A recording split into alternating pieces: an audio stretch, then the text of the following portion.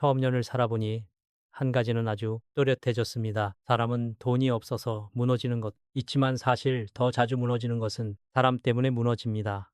그런데 그 사람이라는 게 꼭 학력이 낮거나 성격이 거칠어서가 아닙니다. 겉으로는 젊고 말도 부드러운데 가까이 갈수록 내 마음이 말라가고 내 삶이 좁아지는 사람이 있습니다.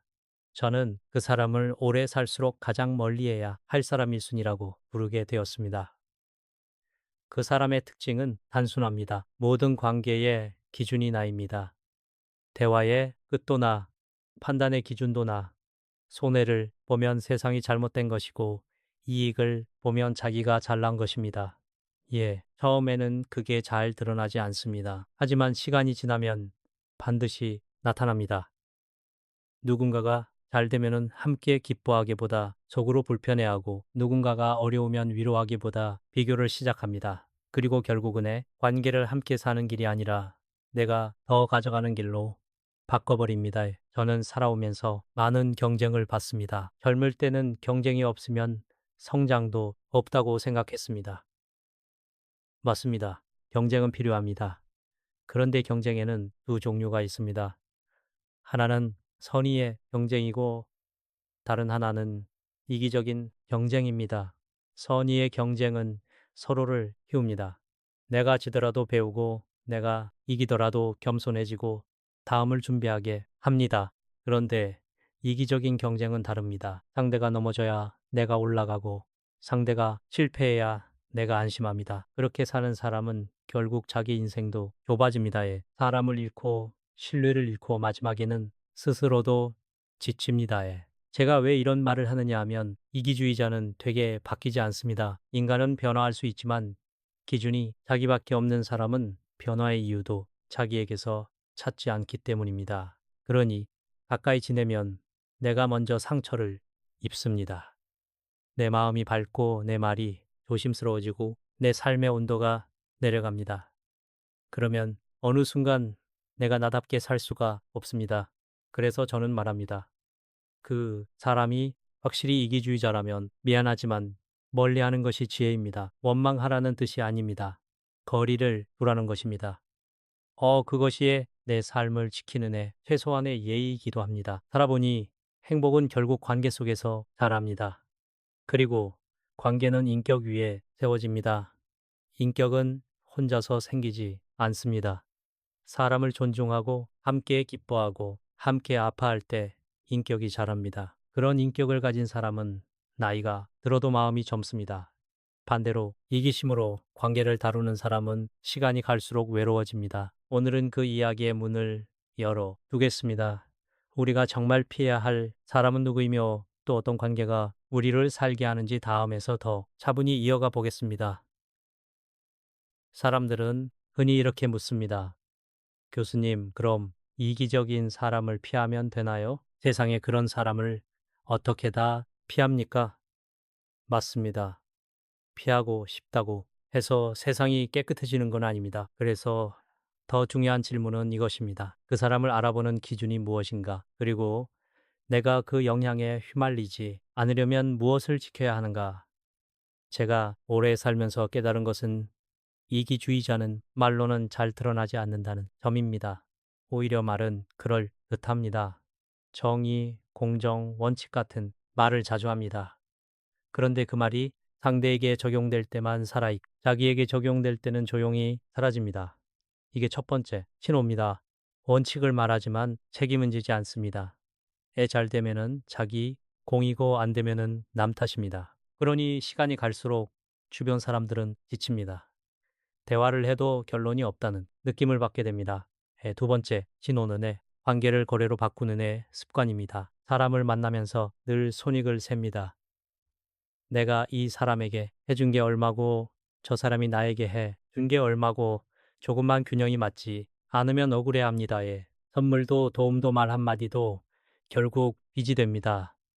관계가 빚으로 변하면 사랑이 들어갈 자리가 없습니다. 그래서 그 곁에 있으면 마음이 계산적으로 변하고 나도 모르게 따뜻함을 잃습니다. 이게 무서운 점입니다. 이기주의자는 상대를 망치기 전에 상대가 가진 좋은 마음을 먼저 밝게 만듭니다. 세 번째 신호는 누군가의 성공을 견디지 못하는 마음입니다. 사람이 성숙하면 남의 성공이 내 기쁨이 될 수 있습니다.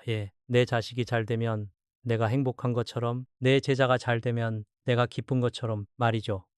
그런데 이기적인 사람은 다릅니다. 남이 앞서가면 축하하는 척 하면서도 마음속으로는 불편해합니다. 그리고 은근히 그 사람의 단점을 찾아내어 낮추려 합니다. 이것은 경쟁이 아니라 시기입니다. 시기는 결국 관계를 썩게 만들고 그 안에 있던 사람을 모두 피곤하게 합니다. 그럼 우리는 어떻게 해야 할까요? 저는 단호하게 끊어라는 말을 함부로 하지 않습니다. 사람 관계는 그렇게 간단하지 않습니다. 가족일 수도 있고 직장 상사일 수도 있고 오래된 친구일 수도 있습니다. 다만 한 가지는 분명합니다. 그 사람이 이기심을 삶의 기준으로 삼는다면 나는 내 삶의 기준을 지켜야 합니다. 즉, 내 마음의 중심을 그 사람에게 두지 말아야 합니다. 기대를 줄이고 감정의 문을 조금 닫고 거리를 조절해야 합니다. 친절은 하되 휘둘리지 않는 법, 도와주되 끌려가지 않는 법을 배워야 합니다. 저는 이것을 인생의 방역이라고도 말합니다. 몸도 감염이 되면 회복이 어렵듯이 마음도 이기심에 오래 노출되면 회복이 어렵습니다. 그래서 건강한 관계를 지키는 일은 내가 나답게 살아가기 위한 책임입니다. 나이가 들수록 우리는 이상하게도 사람을 더 믿고 싶어집니다. 젊을 때는 몸도 마음도 힘이 있으니 누가 조금 무례해도 저 사람은 저렇구나 하고 지나갈 수가 있습니다. 하지만 나이가 들면 사정이 달라집니다. 체력도 약해지고 생활 반경도 좁아지고 마음을 나눌 사람이 줄어듭니다. 그러니 관계 하나가 더 소중해지고 한 사람의 말이 더 크게 들어옵니다. 이때 이기적인 사람을 곁에 두면은 상처는 훨씬 깊게 남습니다. 왜냐하면 노년의 마음은 속도가 느려진 대신 밀도가 높아지기 때문입니다. 젊을 때는 바쁘게 지나가며 상처도 흘려 보내지만 나이 들면 한마디를 오래 곱씹게 됩니다. 내가 뭘 잘못했나? 왜 저 사람이 저렇게 말했나 하고 밤에 혼자 생각합니다. 그러다 보면 마음이 닳습니다. 결국 관계는 사람을 살리기도 하지만 사람을 조용히 무너뜨리기도 합니다. 제가 오래 살면서 본 장면이 있습니다. 젊을 때는 괜찮았던 관계가 노년에 와서 갑자기 독이 되는 경우입니다. 자식과의 관계에서도 그렇고 형제, 아내도 그렇고 오랜 친구 사이에서도 그렇습니다.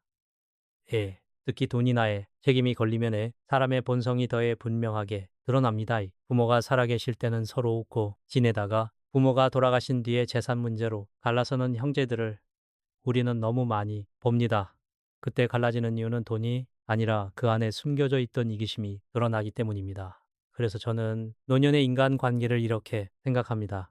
가까워지는 것이 목표가 아니라 건강하게 지키는 것이 목표입니다. 어떤 사람과는 더 가까워질 수도 있고 어떤 사람과는 일정한 거리를 유지해야 합니다. 중요한 것은 그 관계가 내 인격을 넓히는가 아니면 내 인격을 좁히는가입니다. 좋은 관계는 나를 더 따뜻하게 만들고 내가 더 넉넉해지게 합니다. 반대로 나를 자꾸 비열하게 만들고 계산하게 만들고 말을 아끼게 만들고 집에 돌아와서 마음이 불편하게 한다면 그 관계는 이미 경고등이 켜진 것입니다. 여기서 우리가 하나 더 기억해야 할 것이 있습니다. 이기적인 사람만 문제인 것이 아니라 내가 약해졌을 때 더 쉽게 흔들린다는 점입니다. 외로움이 깊어질수록 우리는 누군가에게 기대고 싶어집니다. 그런데 그 기대가 잘못된 사람에게 가면 나는 더 외로워집니다. 왜냐하면 이기적인 사람은 함께 있음에 따뜻함을 주지 못하기 때문입니다. 곁에 있어도 마음은 고립됩니다. 이것이 가장 무서운 고독입니다. 그렇다면 노년의 삶을 지켜주는 관계는 무엇일까요? 저는 거창한 조건을 말하지 않습니다. 첫째, 내가 내 말을 편하게 할 수 있는 사람. 둘째, 내가 약한 모습을 보여도 비웃지 않는 사람. 셋째, 내가 잘 될 때 진심으로 기뻐해주는 사람. 이 세 가지면 충분합니다. 그런 사람과 함께 있으면 삶은 좁아지지 않습니다. 오히려 나이가 들어도 마음은 자랍니다. 우리는 흔히 행복을 한 단어로 정의하려고 합니다. 행복이 뭐냐? 그러면 누군가는 즐거움이라고 하고 누군가는 성공이라고 합니다. 그런데 제가 살아보니 행복은 나이에 따라 얼굴이 달라집니다. 같은 행복이라는 말을 쓰지만 20대 행복과 80대의 행복은 결이 다릅니다. 그래서 저는 행복을 하나의 길로 봅니다. 시작이 있고 과정이 있고에 마무리가 있습니다. 젊었을 때 행복은 대체로 즐거움에 가깝습니다. 오늘 하루가 신나고 친구를 만나고 하고 싶은 일을 하며 가벼워지는 느낌.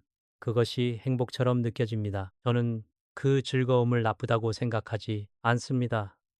젊은 날의 즐거움은 우리를 살게 하는 에너지입니다. 다만 거기에만 머무르면 문제가 됩니다. 즐거움은 오래 지속되지 않기 때문입니다. 사람은 금방 익숙해지고 더 큰 자극을 받게 됩니다. 그러면 즐거움은 점점 더 비싼 것이 됩니다. 장년기로 들어가면 행복은 흔히 성공과 연결됩니다. 직장에서 인정받고 성과를 내고 가족을 책임지고 내 이름으로 무언가를 이루어내는 것. 그때 우리는 성공이 행복을 가져다 줄 것이라고 믿습니다. 성공이 주는 만족감은 분명히 있습니다. 그러나 성공은 경쟁 속에 있으니 언제든 흔들립니다. 더 잘하는 사람이 나타나고 환경이 바뀌고 건강이 달라지고 시대가 바뀝니다. 성공은 유지가 어렵습니다. 그래서 성공만으로 행복을 붙잡으려 하면 어느 순간부터 불안이 함께 따라옵니다. 그런데 나이가 들어가며 마음 깊은 곳에서 다른 질문이 올라옵니다. 내가 이만큼 살았는데 남는 게 무엇인가? 내가 누구에게 도움이 되었나? 나 때문에 누가 조금이라도 따뜻해졌나? 에이. 질문이 시작될 때 행복은 보람이라는 얼굴로 바뀝니다. 보람은 소유에서 나오지 않습니다. 보람은 관계 속에서 나옵니다. 내가 누군가에게 의미 있는 사람이 되었을 때, 내가 준 말 한마디가 누군가의 하루를 지켜줬을 때, 내가 한 작은 일이 다른 사람의 삶을 넓혀줬을 때, 그때 보람이 생깁니다. 그래서 저는 노년의 행복을 이렇게 묻습니다. 나 때문에 행복해지는 사람이 얼마나 있는가? 이 질문이 참 중요한 이유는 이 질문을 품는 순간 삶의 방향이 달라지기 때문입니다. 소유를 늘리던 마음이 관계를 살피는 마음으로 바뀝니다.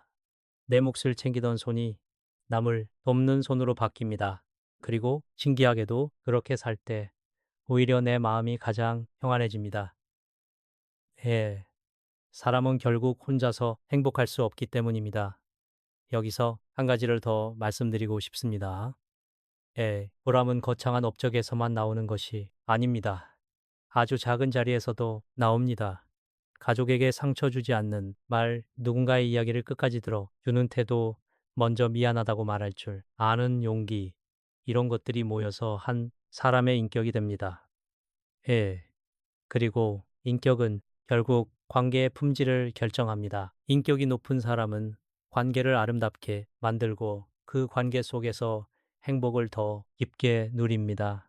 제가 오래 살면서 자주 떠올리는 문장이 하나 있습니다. 인격이 최고의 행복이다. 이 말은 책에서만 멋있게 들리는 말이 아닙니다.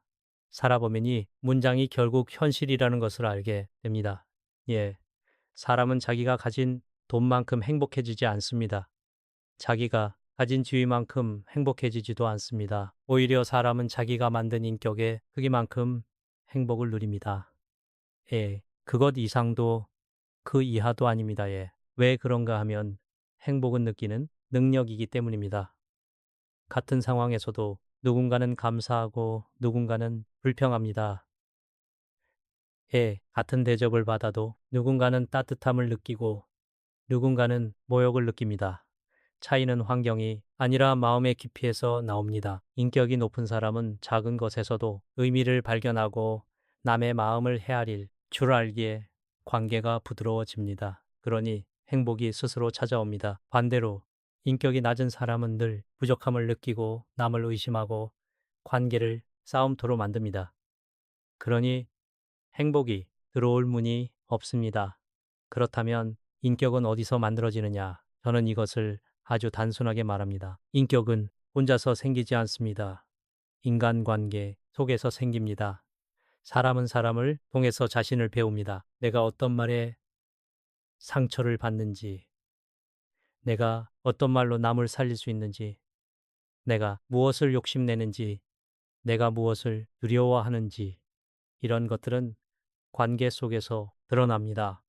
그래서 좋은 관계는 인격의 학교입니다.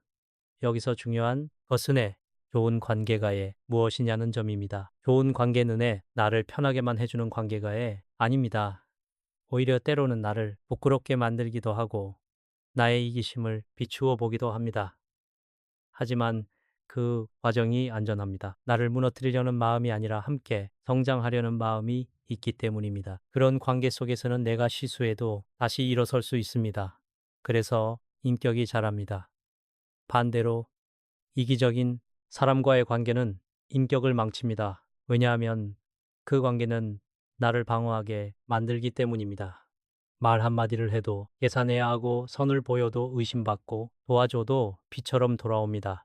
그러면 나는 점점 지쳐서 사람을 믿지 못하게 됩니다. 믿지 못하면 마음이 다치고 마음이 다치면 인격이 자라지 않습니다. 결국 나도 차가워집니다. 그래서 저는 이기주의자는 멀리해야 한다고 말하는 것입니다. 그 사람을 미워해서가 아닙니다.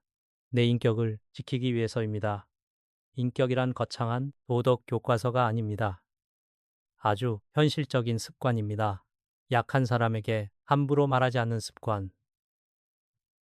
내가 이익을 볼 때도 상대의 체면을 살피는 습관. 내가 잘 될 때 겸손해지는 습관. 남이 잘 될 때 박수 칠 줄 아는 습관. 이것들이 쌓이면은 인격이 됩니다. 그리고 그런 인격은 관계를 아름답게 만들고 아름다운 관계는 나를 더 행복하게 만듭니다. 이것은 이론이 아니라 삶의 구조입니다. 저는 때때로 이런 생각을 합니다. 우리가 늙어서 마지막에 붙잡는 것은 돈도 아니고 명예도 아닙니다. 결국 남는 것은 사람입니다. 그 사람이 내 삶을 어떻게 기억하는가? 내가 그 사람에게 어떤 사람이었는가? 그 기억이 남습니다. 그래서 인격은 내 삶이 남기는 가장 확실한 유산입니다. 사람은 경쟁 없이 살 수 없습니다. 학교에 다닐 때도 경쟁이 있고 사회에 나가면 더 큰 경쟁이 있습니다. 그래서 저는 경쟁하지 말라는 말을 하지 않습니다. 오히려 어떤 경쟁을 하며 살 것인가가 더 중요하다고 말합니다. 경쟁은 칼과 같아서 잘 쓰면 길을 열지만 잘못 쓰면 사람을 다치게 합니다. 그리고 그 칼을 가장 먼저 다치게 하는 사람은 되게 자기 자신입니다. 제가 살아오며 본 경쟁에는 세 층이 있었습니다. 첫째는 이기적인 경쟁입니다. 이 경쟁의 특징은 단순합니다. 상대가 넘어져야 내가 올라간다. 그러니 상대의 실패를 기다리고 상대를 깎아내리고 때로는 거짓말도 서슴해 겉으로는 능력 경쟁처럼 보이지만 실제로는 관계를 파괴하는 경쟁입니다. 이런 경쟁을 오래 하면 결국 사람을 잃습니다. 신뢰를 잃고 협력할 사람을 잃고 마지막에는 자신도 외로워집니다. 제가 이기주의자를 멀리하라 하고 말하는 이유가 여기에 있습니다. 이기적인 경쟁은 한 개인의 문제가 아니라 주변의 사람들을 함께 지치게 만들고 사회의 품격을 떨어뜨립니다. 둘째는 선의의 경쟁입니다. 이 경쟁은 스포츠에서 가장 잘 보입니다. 경기를 하다 지면 아쉽지만 이긴 팀을 향해 박수 칠 줄 압니다. 그리고 이겼다고 해서 상대를 무시하지 않습니다. 다음에는 더 강한 상대가 올 수 있으니 자기 자신을 더 단련합니다. 선의의 경쟁은 사람을 성장시킵니다. 서로의 실력을 끌어올리고 결과가 끝나도 관계가 남습니다. 사회도 이런 경쟁으로 발전합니다. 직장에서도 마찬가지입니다. 나의 성과가 팀의 성과가 되고 팀의 성과가 다시 나를 키우는 환경이라면 경쟁은 전쟁이 아니라 훈련이 됩니다. 그런데 제가 늦은 나이에 와서 더 크게 깨달은 것이 있습니다. 선의의 경쟁보다 한 단계 더 높은 경쟁이 있습니다. 저는 그것을 사랑이 있는 경쟁이라고 부릅니다. 말이 조금 낯설 수 있지만 사실 우리 삶 속에 늘 있습니다. 부모는 자식이 자기보다 더 잘 되기를 바랍니다. 스승은 제자가 자기보다 더 높이 올라가기를 바랍니다. 그 마음이 바로 사랑이 있는 경쟁입니다. 비교로 상대를 누르려는 마음이 아니라 상대를 밀어 주려는 마음입니다. 이 경쟁은 서로를 넓혀줍니다. 그래서 관계가 깊어지고 인격이 자랍니다. 제가 젊었을 때는 그저 선의의 경쟁이면 충분하다고 생각했습니다. 하지만 오랜 세월을 지나며 느낀 것은 사람이 정말 행복해지려면 결국 사랑이 있는 경쟁으로 올라가야 한다는 점입니다. 왜냐하면 선의의 경쟁은 공정함을 지키지만 사랑이 있는 경쟁은 따뜻함을 남기기 때문입니다. 공정함만으로는 인간관계가 메마를 수 있습니다. 따뜻함이 있어야 관계가 사람을 살립니다. 여기서 다시 우리가 피해야 할 사람의 모습이 또렷해집니다. 이기적인 경쟁을 당연한 인생의 법칙이라고 믿는 사람입니다. 그런 사람은 늘 나물적으로 만들고 결국 자기 삶도 전쟁로 만듭니다. 반대로 선의의 경쟁을 아는 사람은 함께 성장할 수 있고 사랑이 있는 경쟁을 아는 사람은 함께 행복해질 수 있습니다. 그러면 우리는 현실에서 어떻게 해야 할까요? 경쟁을 피하지 말되 경쟁의 기준을 바꿔야 합니다. 남을 이기는 것이 목표가 아니라 어제 나를 넘어서는 것을 목표로 삼아야 합니다. 그리고 누군가가 앞서갈 때 그 사람을 끌어내릴 이유를 찾지 말고 그 사람에게서 배울 것을 찾으십시오. 그렇게 할 때 경쟁은 내 인격을 망치지 않고 오히려 키워줍니다. 사람은 처음에는 가지려고 삽니다. 젊을 때는 그게 자연스럽습니다. 먹고 사는 문제도 있고 공부도 해야 하고 기반도 만들어야 합니다. 그래서 돈을 벌고 자격을 얻고 해 자리를 잡으려고 했습니다. 저도 그렇게 살았습니다. 그런데 문제는 그 가지려는 마음이 인생의 전부가 되어 버릴 때 생깁니다. 소유는 필요하지만은 목적이 되면은 사람을 좁게 만듭니다. 제가 살아보니 소유에는 이상한 성질이 있습니다. 어느 정도까지는 우리를 안정시켜 줍니다. 그러나 그 선을 넘으면 오히려 불안이 따라옵니다. 더 잃을까 두렵고 남이 더 가질까 불편하고 내 것이 줄어들까 예민해집니다. 그렇게 마음이 날카로워지면 인간관계가 먼저 상합니다. 돈 때문에 싸우는 것이 아니라 돈이 드러낸 이기심 때문에 싸웁니다. 형제 간에도 그렇고 친구 사이에도 그렇고 부부 사이에도 그렇습니다. 결국 소유에 집착하는 삶은 마지막에 남는 것이 적습니다. 그때는 돈이 많고 적고를 떠나서 마음이 메말라 버립니다. 그래서 저는 인생이 흐르며 자연스럽게 중심이 바뀌어야 한다고 생각합니다. 저는 제 삶을 돌아보면 대략 세 단계가 있었습니다. 첫째는 나를 키우는 시기입니다. 30대 전후까지는 소유보다 더 중요한 것이 있습니다. 인격을 키우고 생각을 넓히고 내가 어떤 사람인지 만드는 시기입니다. 이때 제대로 자라지 않으면 나중에 무엇을 가져도 흔들립니다. 뿌리가 약하면 나무가 커도 쉽게 쓰러지듯이 말입니다. 둘째는 함께 사는 시기입니다. 30대부터 60대까지 사회에서 일을 하며 공동체 속에서 살아갈 때입니다. 이때 행복은 나만 잘 되는 것으로 오지 않습니다. 동료와 함께 성과를 느끼고 친구와 마음을 나누고 서로에게 힘이 되는 순간들이 쌓이면서 삶이 풍부해집니다. 저는 이것을 공존이라고 부르고 싶습니다. 혼자 성공해도 허전한 사람이 있고 함께 성장하니 마음이 따뜻해지는 사람이 있습니다. 그 차이가 결국 인생의 품질을 결정합니다. 셋째는 주는 시기입니다. 정년이 지나고 나면 삶은 조금 다른 질문을 시작합니다. 이제 나는 무엇을 남길 것인가? 이때도 계속 소유만 붙잡으면 인생이 갑자기 무거워집니다. 가진 것을 지키느라 마음이 굳고 주변 사람을 의심하게 됩니다. 그러니 늙을수록 소유의 욕망을 내려놓아야 합니다. 대신 내가 누구에게 도움이 될 수 있는가를 묻게 될 때 삶이 가벼워집니다. 사람은 열매를 맺을 때 비로소 완성됩니다.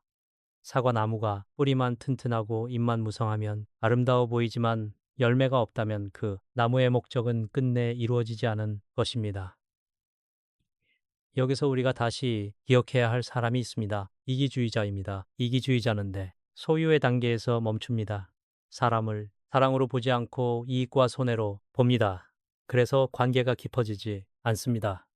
가까이 지내면은 결국 마음이 상합니다.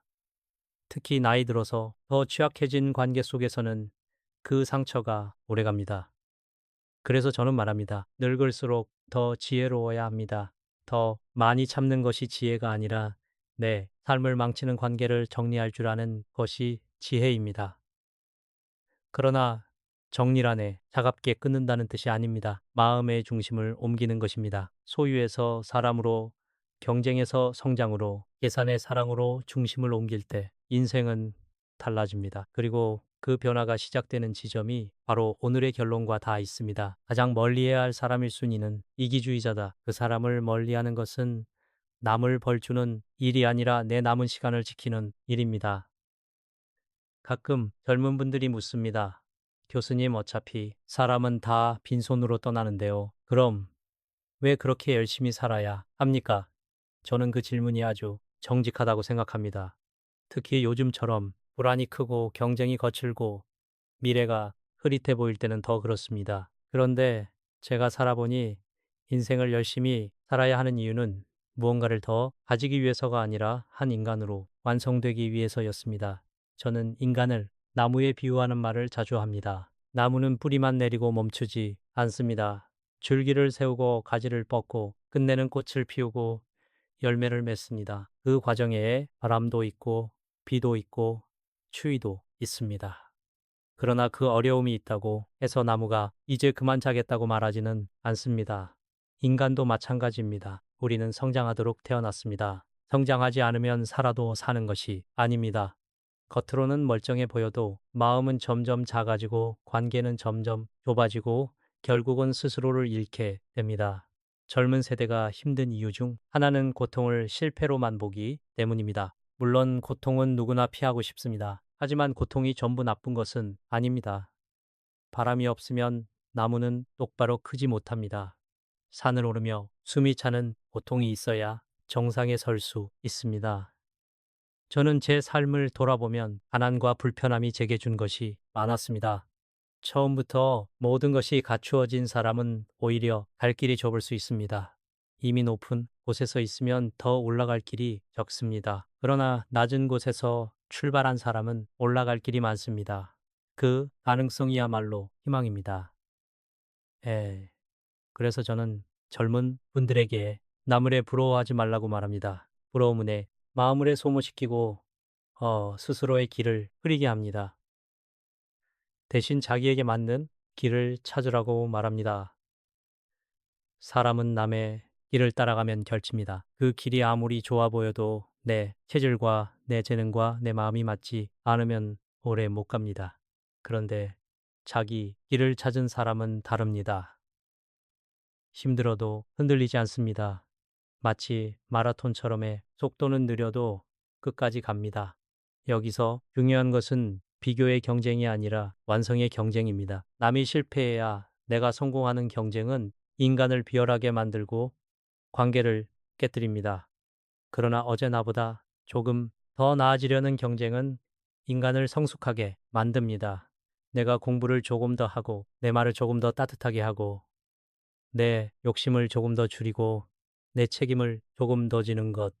이런 작은 성장이 모이면 사람은 달라집니다.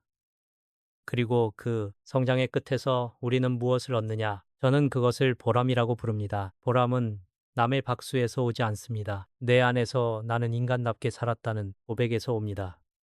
내가 누군가에게 상처를 덜 주는 사람이 되었고, 누군가에게 힘이 되는 사람이 되었고, 나 자신에게 부끄럽지 않은 사람이 되었을 때 삶은 조용히 빕니다. 그 빛은 돈으로 살 수 없습니다. 제가 학생들을 만나면은 늘 한 가지를 강조했습니다.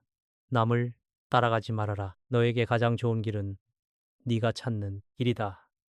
우리는 어려서부터 비교 속에서 자랍니다. 성적을 비교하고 학교를 비교하고 직업을 비교하고 심지어는 인생의 속도까지 비교합니다. 그런데 그렇게 살다 보면 어느 순간 자기 인생이 아니라 남의 인생을 살게 됩니다. 남의 기준으로 살면은 마음이 늘 불안합니다. 왜냐하면은 기준이 내 밖에 있기 때문입니다. 저는 교육을 이야기할 때 가끔 100m 달리기 비율을 씁니다. 만약 선생이 너희는 모두 100m를 뛰어라라고만 가르치면 한 달 뒤에 보람을 느끼는 학생은 몇 명일까요? 1등, 2등, 3등 정도일 것입니다. 나머지 대부분은 똑같이 노력했는데도 나는 안 된다는 상처만 안고 돌아갑니다. 그런데 만약 선생이 각자 잘하는 종목을 찾아라. 달리기가 좋으면 달리고, 수영이 좋으면 수영하고, 마라톤이 좋으면 마라톤을 해라 라고 가르친다면 어떨까요? 100명이 100개의 길을 가게 됩니다. 그러면 각자 자신의 자리에서 1등이 될 수 있습니다. 저는 인생이 원래 그런 것이라고 생각합니다. 사람이 불행해지는 큰 이유 중 하나는 자기 길을 늦게 찾거나 끝내 찾지 못하는 것입니다. 그러면 인생이 방황으로 채워집니다. 해야 할 일은 많은데 마음은 비어 있고 남이 하는 것을 따라 하다 보니 뜻은 없고 뜻이 없으니 힘만 듭니다. 반대로 자기 길을 찾은 사람은 힘든데도 견딥니다. 그 길이 내 길이기 때문입니다. 철학을 공부한다고 해서 돈이 많이 생기는 것도 아니고 취직이 쉬운 것도 아니었습니다. 하지만 제가 그 길을 선택한 것은 내가 그 길에서 의미를 느꼈기 때문입니다. 의미가 있는 고생은 사람을 살립니다. 의미가 없는 고생은 사람을 무너뜨립니다. 저는 젊은 시절 기억에 남는 친구들을 떠올리곤 합니다. 어떤 친구는 아주 일찍부터 나는 시를 쓰겠다라고 했고, 또 어떤 친구는 나는 소설을 쓰겠다라고 했습니다. 또 어떤 친구는 어린아이들을 살리는 의사가 되겠다라고 했습니다. 그들은 모두 자기 길을 일찍 정했습니다. 그래서 주변이 흔들려도 중심이 흔들리지 않았습니다. 사람은 목적이 분명하면 쓸데없는 유혹에 덜 흔들립니다. 작은 말에 덜 상처받고 사소한 비교에 덜 휘둘립니다. 그 마음의 중심이 결국 인격을 키웁니다. 여기서 다시 가장 멀리 해야 할 사람의 특징이 연결됩니다. 이기적인 사람은 늘 비교로 삽니다. 남이 올라가면 불편하고 남이 칭찬받으면 질투가 나고 남이 인정받으면 자기가 작아지는 것처럼 느낍니다. 그래서 관계를 망칩니다. 그런데 자기 길을 가진 사람은 다릅니다. 남의 성공을 보며 배울 줄 알고 남의 기쁨에 박수 칠 줄 압니다.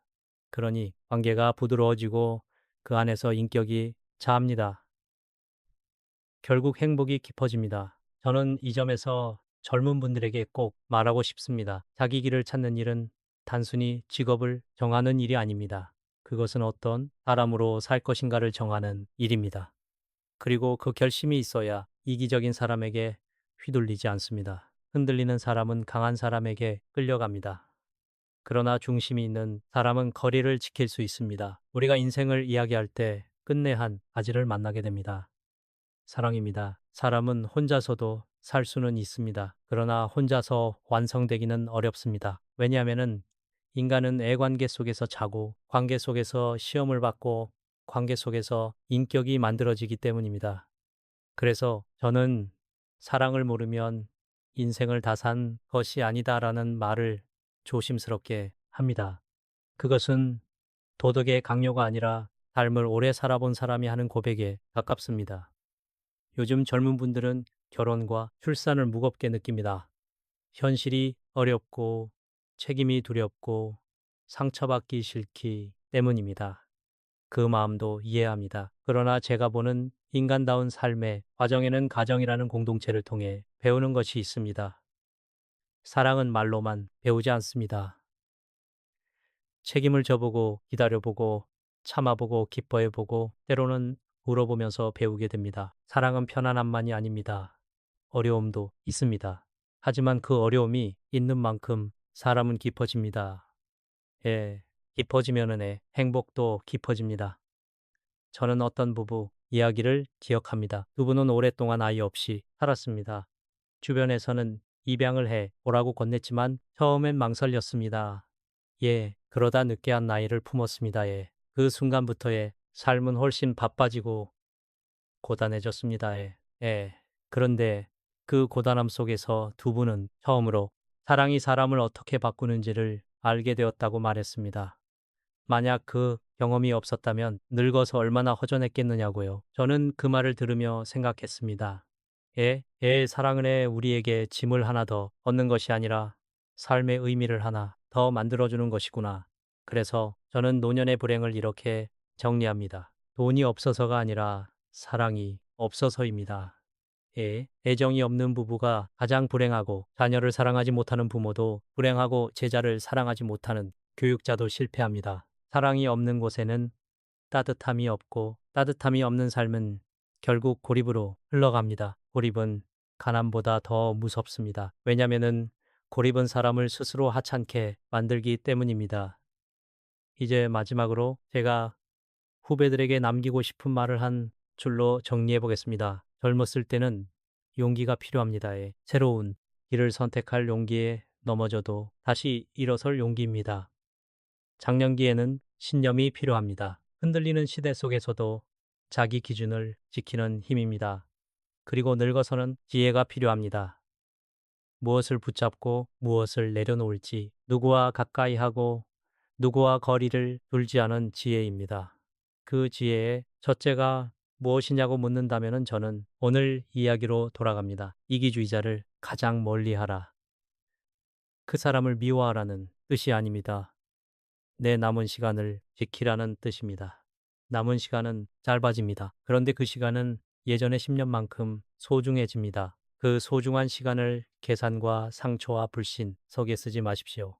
그리고 그 빈자리에 무엇을 채울 것인가? 선의의 경쟁을 넘어 사랑이 있는 경쟁으로 소유를 넘어주는 삶으로 즐거움을 넘어 보람으로 채우십시오. 그렇게 살면을 살지 않아도 알게 됩니다.